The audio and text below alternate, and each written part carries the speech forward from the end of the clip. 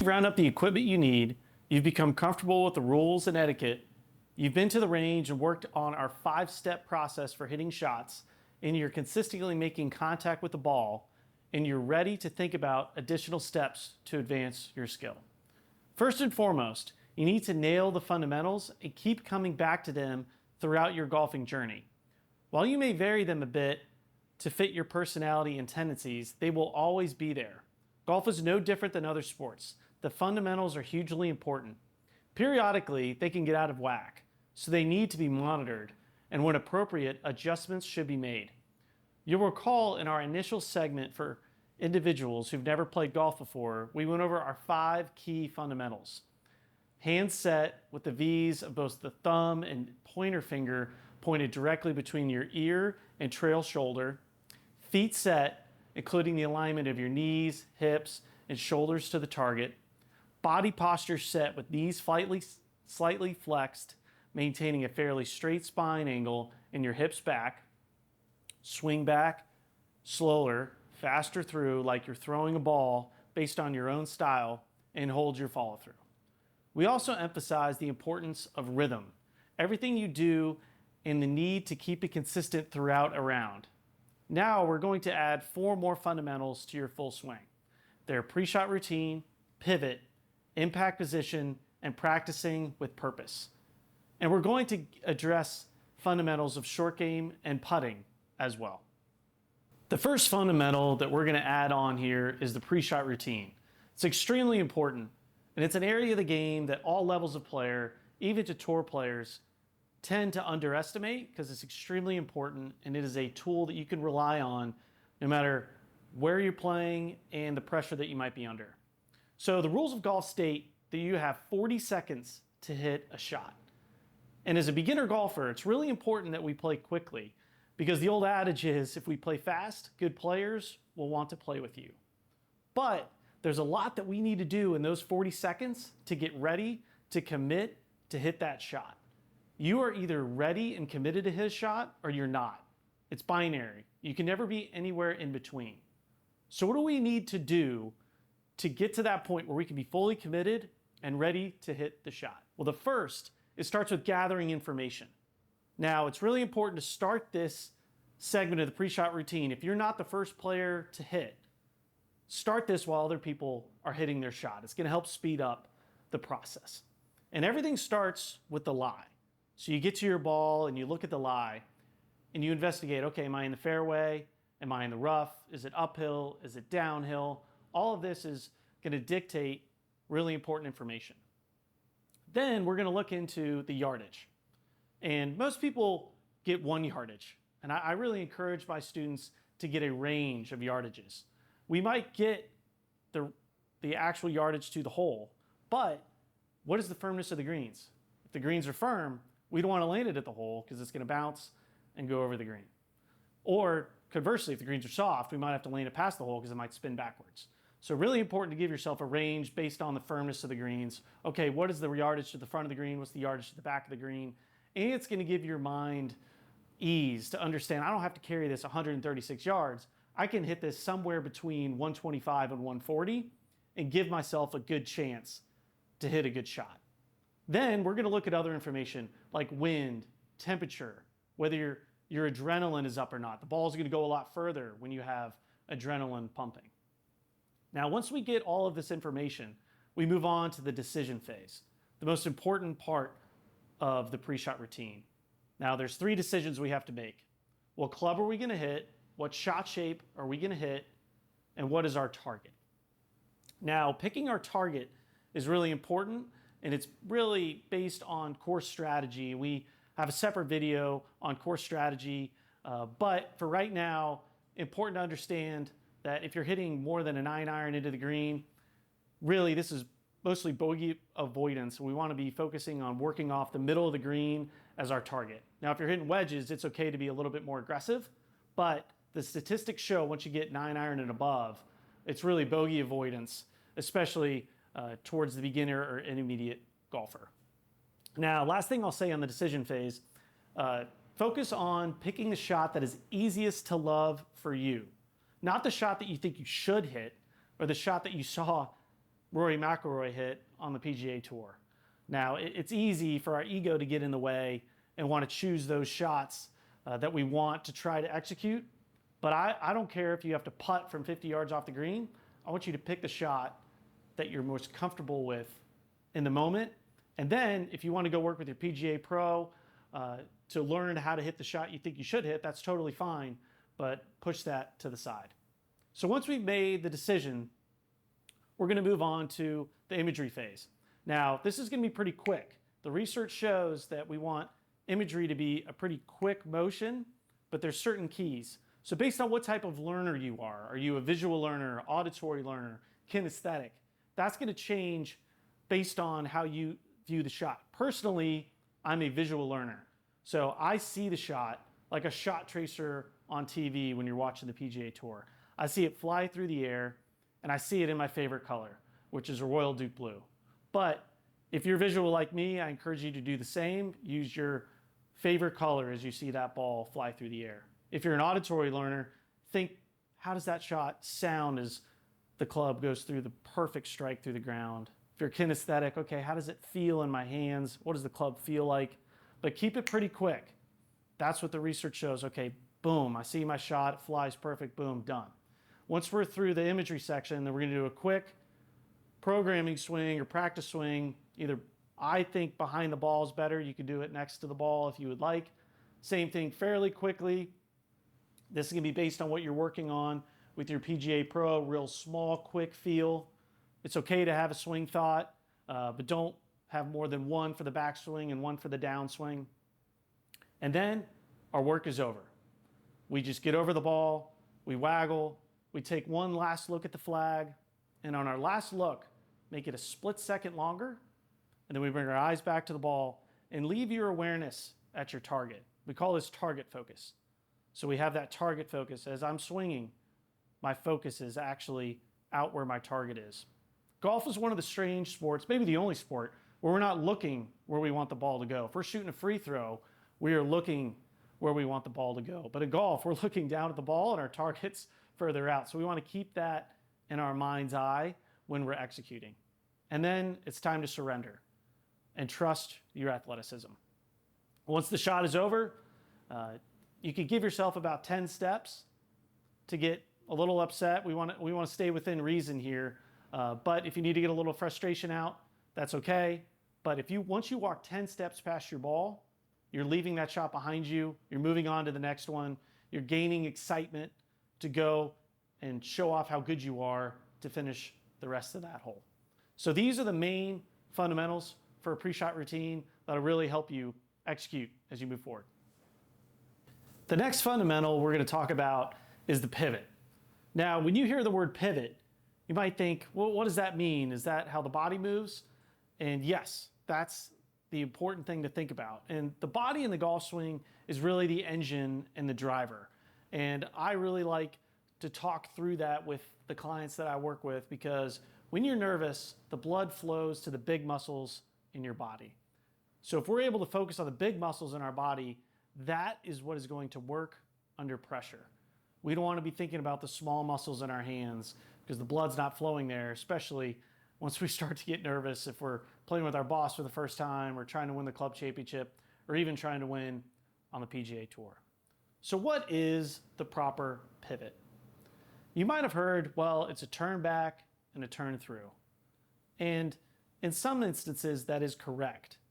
But if we're going to want to generate the proper leverage and speed in the golf swing, I like to think of it more as a load, a press, and then a turn. So what do I mean by that? Well, once we get into our good golf posture, we want to load on the way back. And I like to think about it as a spiral up from the ground up. So we want to work from the ground up. So we're here, we're going to spiral up the pressure through that right leg, the inside of that right foot, all the way up into the right hip. You're going to feel some load into that right hip or trail hip, some load into that right shoulder. Now, the big issue I see with amateur players is they get on the outside of their right heel. And with that, it's really hard to get back to your left side, and you're going to end up hitting behind it or hitting it thin. So the real big key moving back is we want to spiral up that pressure, staying on the loading on the inside of that right foot. We're feeling some pressure, some load in that right hip, and some load into that right shoulder. Now from there, we're going to press into our left side or our lead side. And we're pressing in. It's really important. You almost can't start this move soon enough. Just if I was throwing a ball like a pitcher, you're going to see they're going to start moving to their lead side before they finish their arms going back. So it's the same feel. As we load, we start to shift to the left. And then as we press into that lead side, the ground is going to push back. It's kind of the buzzword in golf right now, is this ground reaction force. That's how we generate speed and power, but we can only get it if we press. Press into that lead side, the ground will push back. That gives us speed and leverage to push us all the way to our finish, where we're going to want to finish with a straight left leg, our knees close together, and the club head through both, bisecting both of our ears into a good, balanced finish. Now, you can practice this at home without even having a club. So the best way to do that, get in your golf posture, put your left hand on your right shoulder, right hand in front of you if you're right-hander, and just practice spiraling up the pressure through your right side, starting on the inside of that right ankle, working up into the right hip and into the right shoulder as we move up. And then as we begin to finish, we begin to press into that lead side, down into a good impact, and then the ground pushes up into a good balanced finish. Knees are close together. I'm in a good finished position. So you can practice that at home 10 times a day. You'll be amazed at what that does for your pivot when you get out on the golf course. The next fundamental we're going to talk about is the impact position, which is the moment of truth in golf.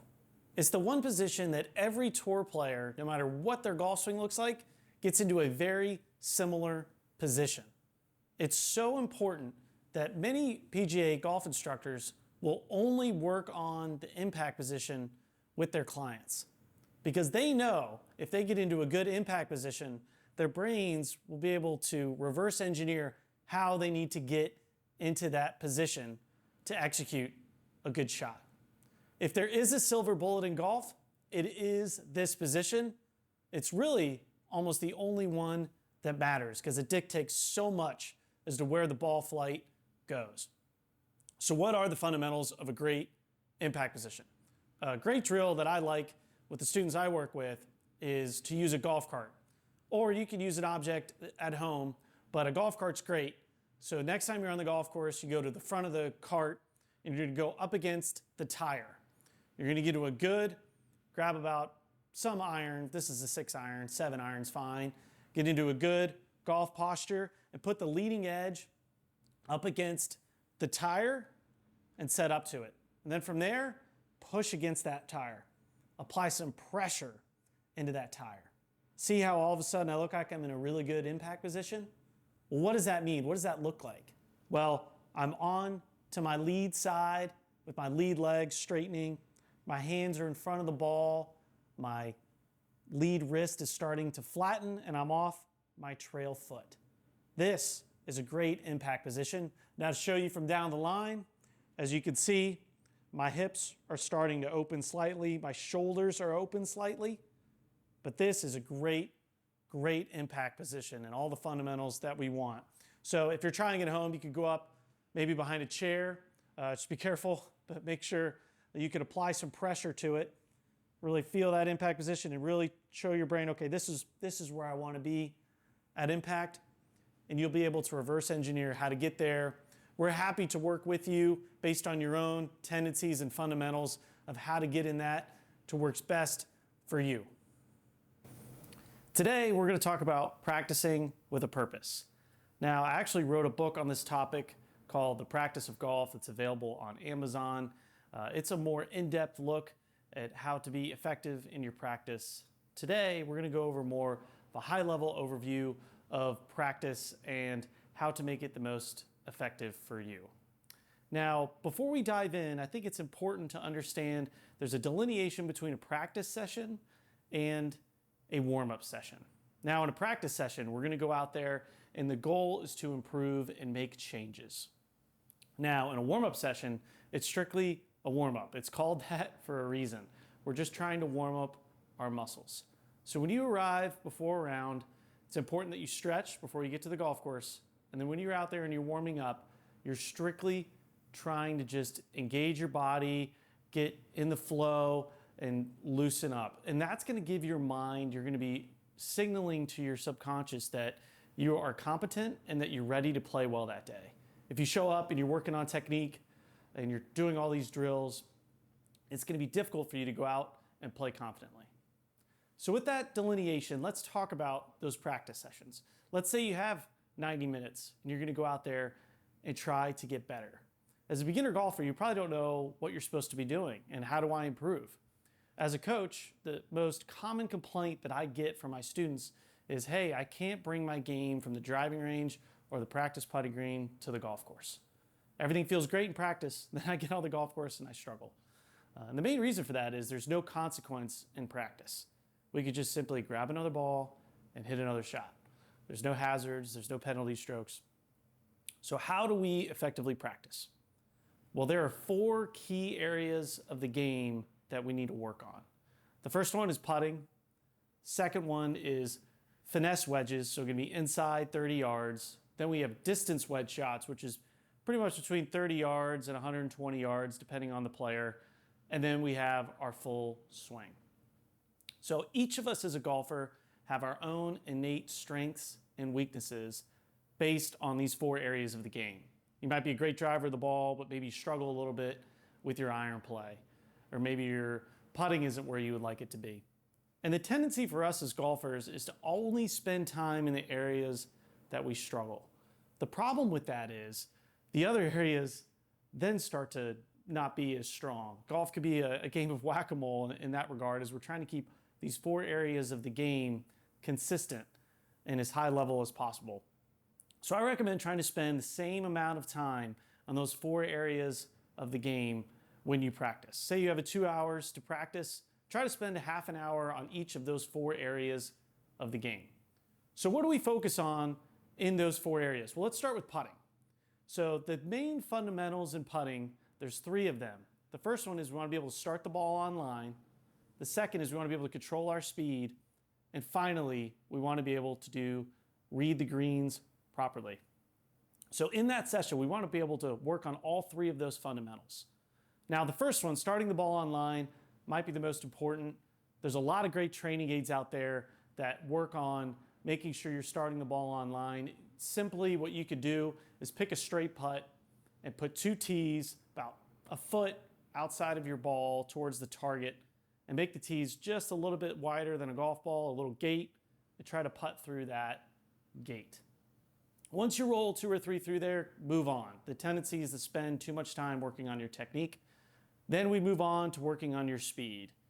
And the speed, a really easy drill there is the leapfrog drill. So just take 3 balls, go to 1 position on the green, don't even putt to a hole. And the goal there is you hit 1 putt about 10 feet, and then you want to hit the next 2 putts about 2 feet past the previous one. So you're going to have 3 leapfrogged in a row. And then you'll turn around and do it coming back down that same slope you were putting on. And lastly, green reading. An easy way to do that is just pick 1 ball and walk around the green and hit 9 putts. Make sure you read each putt before you hit it and put a tee on your aim point and practice hitting putts. And see, hey, I know I'm starting the ball on line, my speed feels good. Now let's see if I can match that up with proper green reading. So that's a great way to work on your putting. Now let's talk a little bit about finesse wedges, which are going to be those shots inside 30 yards. It's going to be chipping, pitching, and bunker play. Now, pitching, in my mind, is the most important of those 3. Now, a pitch is a shot where the ball will carry more than it will roll. So typically, it needs to be carry over some rough or a bunker and needs to stop fairly quickly. Now, if we could hit a pitch shot, we could hit a chip shot. And a bunker is a little bit different, but similar fundamentals there. So when we're hitting a pitch, number 1 is we want solid contact. The only way we're going to develop feel and touch in our short game is if we have consistent contact with our pitch shots. So easy thing to do, go out there, just take a club, put it down on your alignment on about probably a 20-yard pitch shot, I would say, and put the ball down, and I want you to pick a landing spot on the green. You can take a quarter or even a tee, really anything, and place it down on your landing spot. And just take 4 or 5 balls, make sure you're lined up good, your setup looks good, and try to land it with good contact. Try to land it as close to that quarter as possible. Now that's the main fundamental there, is solid contact and landing it where we want to be able to control how the ball is going to roll once it lands on the green. Now bonus points from there as we continue to progress is we want to be able to control the height of that shot as well. Next is distance wedges. Distance wedges is probably the most overlooked part of golf for golfers of all levels, even tour players, because they're those awkward in-between shots. It's not a full shot, it's not a pitch, it's these in-between shots. And the fundamentals there are similar to a pitch. We want to be able to have good, consistent contact, but we also want to be able to flight the ball low. Flighting the ball low is going to give us the most control over our spin and be able to land it where we want to. So you can do a very similar drill to the one that we had with pitching, where you just put a club down and you hit some shots, some in-between shots, trying to flight the ball down. But I would encourage you, a really great shot to have for all of your wedges. You might have anywhere from 1 to 4 wedges. I personally have 4 wedges, but with each of my wedge shots, I have what I call my 9 o'clock swing. And that's when my left arm is parallel to the ground. So take whatever wedges you have, go out on the driving range. You don't have to hit at anything, and just hit shots where you swing back so your left arm's parallel, and then you swing through. And see how far they go with each of your wedge shots. You'll be amazed at how well this will space out your distance wedges. They should be roughly, mine are about 12 yards apart between each of my 9 o'clock shots with each of my 4 wedges.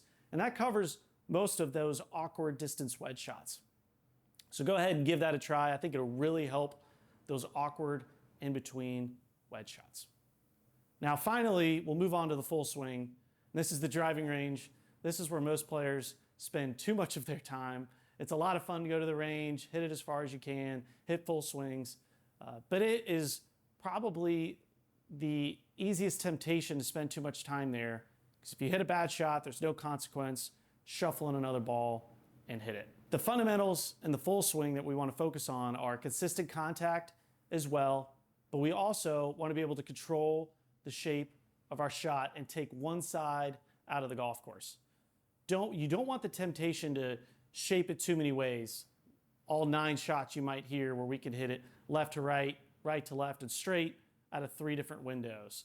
Now that's very challenging, and almost all tour players focus on one stock shot that they hit 80% of the time.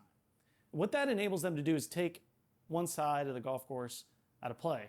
So say you hit a left to right shot, well, you're going to be able to take that left side out of play. So when you go to the driving range, really focus on, okay, I want good, solid contact. I want to be able to work the ball the same direction, take one shot out of play each way. And an easy drill there is to give yourself a place where you cannot hit it. Maybe you pick a bunker and say, all right, I'm going to start on the right side of this, and I want everything to end up right of that bunker if you're hitting fades, or everything left of it if you're going to hit draws. So give that a try.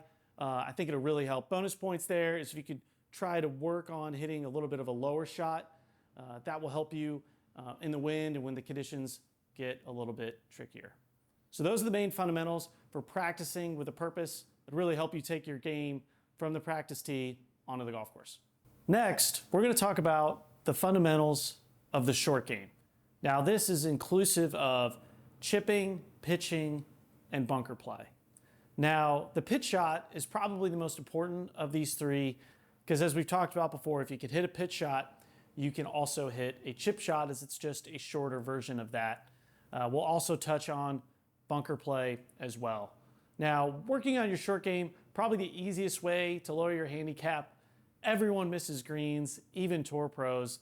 The average tour pro only hits 11 greens, and the best player on tour only hits 14 greens on average a round. So everyone misses greens. It's important to be able to be confident and understand the fundamentals that you need around the greens to be able to get up and down on a par 4 to save a par, or try to get up and down on a par 5 to gain some momentum throughout your round. So the big fundamental here is understanding how to use the bounce of the club. Now, you may have heard about the bounce, but what is it? Well, this is the bottom flange of a wedge. You may notice that it looks a lot different than your other irons. It's much wider and it has a curve. And really the idea is if we can use this back part of the club, not this front leading edge, it's going to give us a huge margin of error. Think about a stone skipping across the river. Maybe you did that when you were younger. That's what this is designed to do. If we're able to use this properly, we're able to skim that bounce across the ground. And once you feel that and understand how to use it, these shots will become extremely easy. There's a much bigger margin of error with these types of shots than there are with hitting a 7-iron at the middle of the fairway, because they've designed it that way to use this backside of the club. So how do we use the backside of the club? Let's talk about the fundamentals of the pitch shot first, as it's probably the most important. So when we think about how to set our feet, a lot of people I see and work with get their feet too far apart. So we want our feet about a club head width apart. We want to flare our left foot out to the left and back slightly. We want to put our pressure on the left side and keep our shoulders fairly level. Big issue, I see a lot of people get tilted too far to the right, and then you start bottoming out behind it, or you start hitting it thin. So it's going to feel a little awkward at first. You can even tilt a little down your left side before you grip the club. But pressure in our left side, feet not too far apart, levels, shoulder. Levels, shoulders level. Now, the most important part is this club face. Now we have to expose the bounce. And how do we do that? Well, we need to open the face. So before we grip it, I want you to spin the face slightly open. You don't want to grip it and then open the face. We want to spin it open and then grip it. So when we're here, weight left, shoulders level, face slightly open on the pitch shot. And then from here, we're going to keep that face open as we go back. As you can see from down the line, see how that toe is pointing to the sky. In a normal swing, it would be a little bit more toe down. But we want it face to the sky. And then from here, we want to feel like the club is just falling, and then our body supports it on the way through. And we're able to use that bottom side of the club. And like I said, you have a huge margin of error here. You can actually hit 1, sometimes even 2 inches behind the ball. If you're exposing the bounce correctly, I'd even encourage you to go out there and try to hit behind the ball. And you'll see how it just bounces right on through. Now, it will depend upon the firmness of the grass. If it's really wet or really grainy, you're not going to be able to do that. But if it's pretty firm and it's bent grass, you could hit well behind the ball with proper technique and be totally fine. Next, let's talk about bunker play. A lot of amateurs really struggle with this, and the reason is it's the only shot in golf where you don't actually hit the ball. You're hitting a bed of sand, and the ball is just traveling on the bed of sand going forward. So once you understand that, makes it much easier, but the fundamentals in the bunker are a little bit different. So as opposed to staying narrow with our feet, we want to get really wide with our feet. We want to get low, want to sit low, almost like we're sitting in a chair, flare our feet out, ball position just inside this left heel, and really want to get this face open. Really spin that face open, stay low, and then as we work back, we want to work the face even more open. So really toe up, and this is all upper body. Our lower body's not doing much at all. It's almost like we're staying seated on that ground, on that chair. We're working it up, and then we're just throwing that bottom edge of the club at the ball. We want to land the club about 1 inch to 2 inches behind the ball. Now you could even go further behind the ball, depending on the firmness of the sand. If the sand is really soft, you're going to have to hit a little bit closer to the ball. If it's firm, you can hit a little bit more behind it. But give that a try. I think those fundamentals will really, really help your short game. And like I said, it's the easiest way to lower your handicap. Next, we're going to talk about putting and the fundamentals that are important to improve there. Now, putting accounts for 45% of your round of golf. So it's extremely important. No matter what level you're at, you're going to have a putt that matters that you're going to need to make, whether it's to beat your buddy just out playing on the weekend, or to win the club championship, or to win your state amateur. So we touched on a few of the fundamentals that are important in putting, the 3 skills that you need to have. Got to be able to start the ball on line, control the speed with which you hit the ball, and then greed reading. Now, in this video, we're going to look on kind of underneath the hood of the technical fundamentals that we need to make that happen, and some of the performance aspects that you need to be thinking about to be able to accomplish those 3 skills. So it starts with picking the correct putter for you. We highly encourage you to do a putter fitting with your PGA Pro. It's going to depend on how tall you are, how long your arms are, the style and natural stroke that you may have, whether you have a big arc or no arc at all. All of that is going to factor in, and we really encourage you to go through a putter fitting. Now, once you have the proper putter for you, what do we think about in getting in the proper fundamentals for putting? Well, just like in the full swing, we need to get our body in a good position to start. And really there, we just want to get into a good, solid, athletic posture. Feet not quite as wide as they are in a full swing, just inside shoulder width apart. And then let your arms hang in front and down beneath your shoulders. Really important to just let your arms hang naturally, and then pull your hands together. Now, this is where you want your hands to be.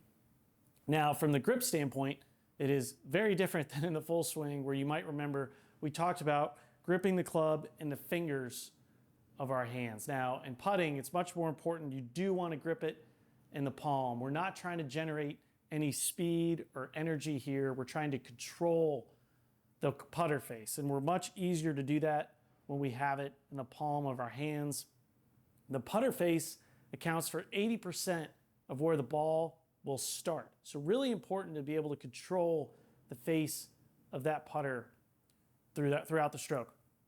Now, there's a few different ways that you can grip the putter, which is great because it can be difficult throughout time, and we want you to be able to experiment with different ways to grip the club. Now, the most common way would be, as we talked about, in the palm of the left hand, palm of the right hand low. Now, the most common use is what we call a reverse overlap. So you might remember in the full swing video, we would overlap our right pinky finger over our left pointer finger. Now in putting, it's the opposite, where we overlap our left pointer finger over our right pinky. Now this is the grip that Tiger Woods has used to be arguably one of the greatest putters of all time. Now, with this reverse overlap, it gives you a little bit more control of the face, but you may want a little bit more control. Now, another way to try is left hand low. So this is the same. We're going to grip the right hand in our palm, left hand in our palm, but the left hand is going to be below the right. Now, there's no magic into how you do this, whatever is comfortable for you. If that doesn't work, you can also try what we call the claw or the saw grip. With that, the left hand stays on there the same in the lifeline, but your right hand will go on in what looks like a claw fashion.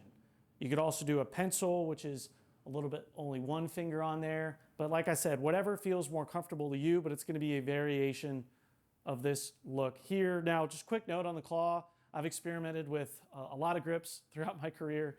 And if you are going to do the claw, make sure you keep this left wrist flat. Don't get this angle in here. If we keep it flat, and if there's any twinge in the wrist, it's not going to change the face angle. And lastly, we could try arm lock. Now, you have to have a specific putter for this. It's going to be much longer with a different grip. But you could run it up your left or your lead arm here, like Bryson DeChambeau, lead to a little bit more stability. Now, that's a little bit more advanced and can be a little awkward for some people, but it's really helped others throughout their career. So those are the main fundamentals. Within putting, we're going to do good posture, arms hanging beneath the shoulders. We're going to grip it in the palm of our hands. And then as we make the stroke, we don't want any pressure shift left or right. We want to stay really stable, and we're going to move everything together as one. I tell my students you could kind of have two engines in the swing. You can either putt with your front of your chest, or you could putt with your back shoulder blades. Those are two good ways to think about it, but these are big muscles that we could focus on. When we're nervous, blood goes to our big muscles. We want to focus on using them, especially in putting. Now, last piece we'll talk about is just tempo. Now, we talked about going slightly slower back and faster through in the full swing. It's not the case in putting. We want equal tempo back and through. Most beginners go very short and then they speed up through the ball and their follow through is much longer. Really hard to control your speed doing this. We want the same tempo back and through. Think of a pendulum. I actually count when I putt. 1, 2, 1, 2. We want to feel the same speed. It actually might feel a little fast back and then it glides through. It's really, really going to help your speed. So those are the technical aspects that help get those 3 skills we talked about at the beginning, but there are also some performance aspects. Pre-shot routine, maybe the most important in putting of all aspects of the game, is we really can rely on it when we're under pressure. But this pre-shot routine in putting will start even before you get to the green. When you're walking up or driving up to the green, it's really important to note the overall contours of that green. There's going to be a low point and a high point because they have to build the green for drainage so water can drain off that green. It's much easier to see that when you are not on the green. So you're riding up or you're driving up, make sure you take a look and note that. It's going to be much easier to read the green when you get on there, when you have a general understanding of the slope of the green. And then, as we talked about, this pre-shot routine, extremely important. We have a great video on practice drills, putting inside 10 feet, some great drills there. I highly encourage you to practice, go through your full routine, focus on holing out and making those putts. Really important, and it'll help you lower your scores really quickly. And some final tips for the beginning golfer. Always be aware of position of the club face throughout the swing or putt. Pay attention to trajectory and flight of your shot and roll of your putt, as it's your feedback for learning. It doesn't lie. Use a rangefinder or other tool to measure the distance of each shot and write it down so you know how far it goes. Identify the 2 or 3 most reliable clubs for you and try to hit the areas so you can use them. Continue to expand your collection of equipment, but don't spend a lot of money because you're still growing as a player and likely your preferences will change. Continue to review our slides on rules and etiquette. In many ways, learning about the sport is a lifetime journey. Watch our video on techniques in fairway and greenside bunkers. Take a lesson from a PGA professional. Sign up for performance coaching to improve. Become a student of the game by starting to watch and understand our videos on swing theories. Use mirror work at home to practice your pre-shot routine, pivot, and impact position. Let us know if we can help along the way.